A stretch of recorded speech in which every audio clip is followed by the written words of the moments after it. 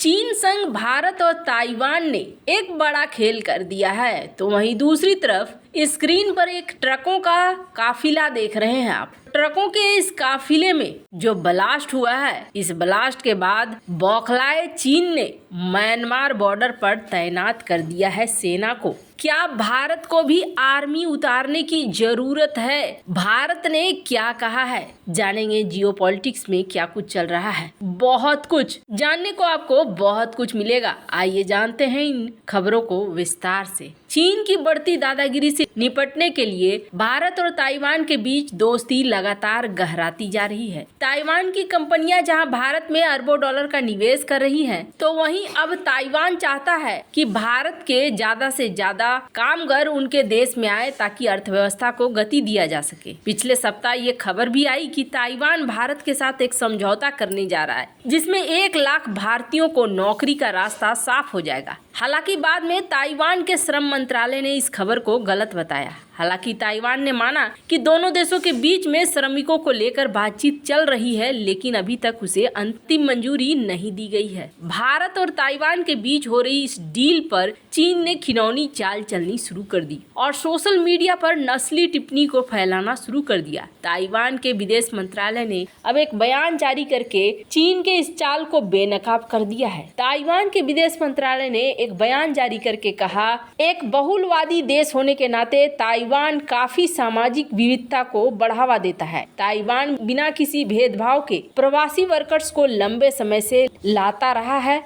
और काम में लगाता रहा है। इसमें भारत से आने वाले कामगार भी शामिल हैं। ताइवान ने कहा कि हम न्यू साउथ बाउंड पॉलिसी का पालन कर रहे हैं, भारत के साथ अच्छे रिश्ते का आनंद उठा रहे हैं और श्रमिकों को लेकर सहयोग को और ज्यादा बढ़ाने की इच्छा रखते हैं। ताइवान ने चीन पर निशाना साधते हुए कहा कि हाल ही में भारतीय श्रमिकों का अपमान करने वाली नस्लवादी टिप्पणियों में वृद्धि चीन के संज्ञानात्मक युद्ध के लक्षण है। यह हमारी राष्ट्रीय छवि को धूमिल करने और ताइवान तथा भारत के बीच संबंधों को तनावपूर्ण करने की एक कुटिल चाल है। ताइवानी विदेश मंत्रालय ने कहा, लेकिन मिल्क टी अलायंस में सद्भावना को नष्ट करने का ये प्रयास सफल नहीं होगा। उसने बताया कि भारतीयों के खिलाफ की गई ऑनलाइन नस्लीय टिप्पणियां ज्यादातर एक ही तरह की थी और इसे फेक अकाउंट से किया गया। ये संज्ञानात्मक युद्ध कला और सूचनाओं को तोड़ मरोड़ कर पेश करने का उदाहरण है। ताइवान के विदेश मंत्रालय ने कहा कि मिल्क टी अलायंस उतना ही मजबूत है जितना कि पहले था। दरअसल मिल्क टी अलायंस शब्द का इस्तेमाल ताइवान, थाईलैंड, हांगकांग के लोकतंत्र समर्थकों की एकजुटता के लिए इस्तेमाल किया जाता है। चीन के हमले के खतरे से जूझ रहे ताइवान अब साझा दुश्मन से निपटने के लिए भारत के साथ दोस्ती मजबूत कर रहा है। इसी तहत ताइवान जहां भारत में निवेश कर रहा है, तो वहीं श्रमिकों को लेकर बातचीत चल रही है। ब्लूमबर्ग के पिछले हफ्ते आई रिपोर्ट के मुताबिक भारत और ताइवान के बीच 1 लाख श्रमिकों को लेकर बातचीत चल रही है। स्क्रीन पे आप देख सकते हो इस कटिंग को। खैर, जहां ताइवान और भारत के बीच में संबंध एक अलग लेवल पर पहुंच रहे हैं, तो वहीं दूसरी तरफ एक बहुत बड़ी खबर आ रही है। हमने आपको बताया था कि म्यांमार बॉर्डर पे एक ऑपरेशन चल रहा है और इस ऑपरेशन का नाम है 1027। 27 तारीख को शुरू किया गया ये आंदोलन। 1000 का मतलब हो गया कि म्यांमार में जुंटा सरकार के 1000। ये अब बहुत ज्यादा भयानक होता जा रहा है। स्क्रीन पर एक आर्टिकल देखिए। भारत की तरफ से इस एडवाइजरी को जारी किया गया है अपने लोगों को और कहा गया है कि आप म्यांमार की यात्रा करने से बचिए। और चाइना ने भी कुछ इसी तरह की एडवाइजरी जारी करी है। हमने आपको पहले भी बताया है कि यहाँ पर जो बॉर्डर का इलाका है, चाहे वो बॉर्डर का इलाका चाइना से लगता हुआ हो या वो बॉर्डर का इलाका भारत से लगता हुआ हो, इन बॉर्डर के इलाकों में जो छोटे छोटे ग्रुप है म्यांमार के, उन्होंने कब्जा जताना शुरू कर दिया है। वैसे म्यांमार के इन छोटे छोटे ग्रुपों को कहीं न कहीं से कुछ न कुछ हथियार सप्लाई जरूर हो रहा है और इन्हें एक बड़ी मदद मिल रही है। इसका सबसे बड़ा एग्जाम्पल देखने को मिला है। पर ये जो बॉर्डर वाला इलाका है, खास तौर पर चाइना वाला इलाका बहुत ज्यादा कुप्रसिद्ध हो गया था। क्यों कुप्रसिद्ध हो गया था? चाइना में गैम्बलिंग अलाउड नहीं है, यानी कि जुए नहीं खेले जाते हैं। अब चाइना का कई सारा माफिया ग्रुप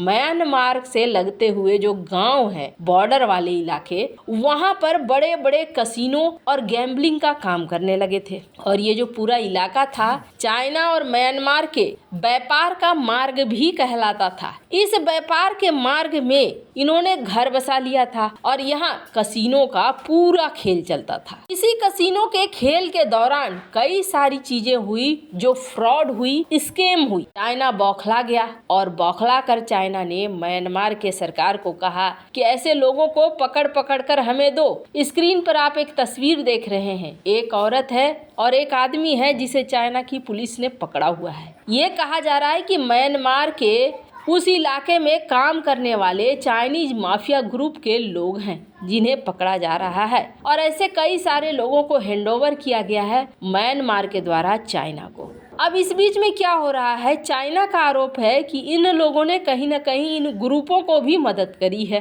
अभी एक दिन पहले क्या होता है कि अचानक से 250 ट्रक म्यांमार चाइना बॉर्डर पर लगे हुए थे। जैसा कि हमने आपको पहले बताया है कि चाइना और म्यांमार के बीच व्यापार का रास्ता भी यही है और इसी बॉर्डर पर 250 ट्रक खड़े थे, यानी म्यांमार से माल चाइना जाता। कुछ इस तरीके के हालात थे, पर वहीं पर ड्रोनों से हमला होने लगा, ड्रोनों से बम गिरने लगे और ड्रोन से जो बम गिरने लगे ये 250 ट्रक बुरी तरीके से जलने लगे। ये अब तक का बहुत बड़ा हमला था जो चाइना के बॉर्डर पर हो रहा था। अब तक चाइना के जो राजदूत थे वो म्यांमार में बहुत एक्टिव थे। स्क्रीन पर आप आर्टिकल देख सकते हैं, म्यांमार की सरकार से लगातार बात कर रहे थे। तो वहीं दूसरी तरफ हाल के दिनों में चाइना के सिक्योरिटी मिनिस्टर ये भी पहुंचे हुए थे म्यांमार, लेकिन यहाँ पर हालात अब जुंटा सरकार के हाथ से जाती हुई दिख रही है। मतलब सैन्य सरकार के पास अब कुछ भी नहीं बचा है